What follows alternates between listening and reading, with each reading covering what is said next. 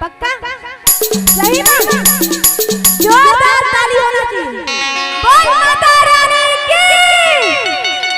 40 साल की लहारी।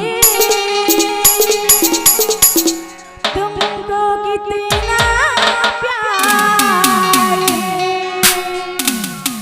तेरे बिना क्या जीना, अब जीना दुश्वार है। दीवानी बनाए तेरे दीवाना आजा जल्दा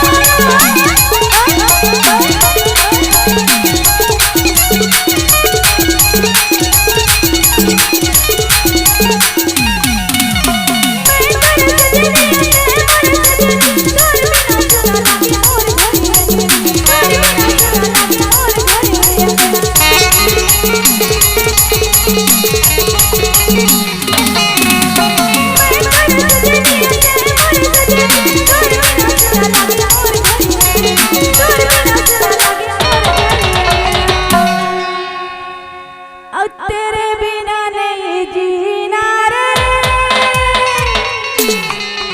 रो रो के मर जाना। तेरे बिना नहीं जीना रे, रो रो के मर जाना। तेरे बिना नहीं जीना रे, रो रो के मर जाना।